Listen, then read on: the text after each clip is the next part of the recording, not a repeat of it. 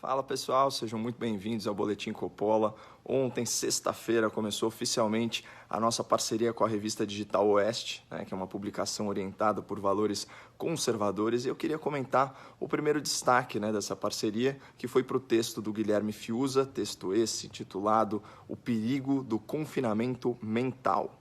Bom, o Fiuza ele teve o grande mérito de sinalizar para nós, leitores, o que talvez seja o ponto de virada na abordagem do combate à pandemia da Covid-19. Porque esse modelo atual de uma quarentena radical, ou seja, de isolamento horizontal para quase todas as pessoas em todo o território, isso é insustentável a médio prazo. E, embora isso seja uma obviedade, só agora a OMS, a Organização Mundial da Saúde, em conjunto com a FAO, que é a Organização para a Alimentação e Agricultura das Nações Unidas, só agora esses órgãos emitiram um alerta sobre o risco da falta de alimentos por causa da paralisação global. A jura, Pois é, apesar do atraso dessa manifestação óbvia, observem a mudança de paradigma. Esse é um alerta, pessoal, sobre fome. Na prática, é a constatação oficial da FAO e da OMS sobre o custo dessa quarentena radical em vidas humanas. Já passou da hora de trazer para o debate público outras abordagens sobre como combater a pandemia. Para ficar em um exemplo, além do isolamento vertical focado em grupos de risco, quem de vocês aí já ouviu falar em isolamento intermitente? Isolamento intermitente é uma ideia muito promissora que surgiu em Israel, proposta por cientistas de ponta do Instituto Weizmann. Depois dei uma pesquisada. Como que funciona o isolamento intermitente? Você alterna 2 ou 4 dias de trabalho com 5 ou 10 dias de isolamento social. E nesse modelo matemático, o número de pessoas contagiadas por cada pessoa infectada cai abaixo de 1. E é assim que a pandemia começa a retroceder, mas sem que a economia precise parar 100%. Agora, quem na empresa divulgou esse raio desse estudo? Qual autoridade pública que já teve acesso a esse texto?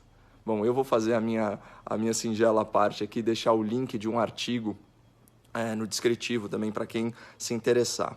E, já que estamos falando em autoridade pública, eu queria registrar uma crítica construtiva ao Ministério da Saúde. Divulguem com transparência e com facilidade de acesso os dados de disseminação da Covid-19 por município. É fundamental a gente saber quais cidades ainda não registraram casos da doença, para a gente considerar a hipótese de não penalizar regiões inteiras desnecessariamente.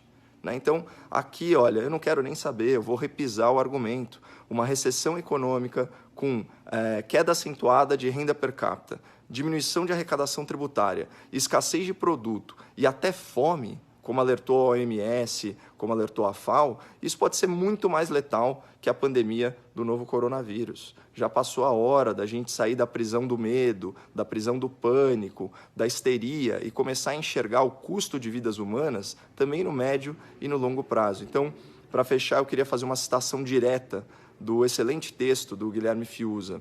Então, abre aspas para esse autor best-seller. O mundo vai ter que botar o pé na rua para não morrer de confinamento. A humanidade está trancada em casa. Ela tem a obrigação de procurar uma saída, de forma engenhosa e responsável. É um dever de sobrevivência. Então, sempre lembrando que essas são só opiniões para enriquecer o debate público e que as medidas recomendadas pelas autoridades, sejam elas ideais ou não, devem ser seguidas. Portanto, fique em casa, mas não se submeta à quarentena intelectual. Um abraço, bom final de semana e fiquem com Deus.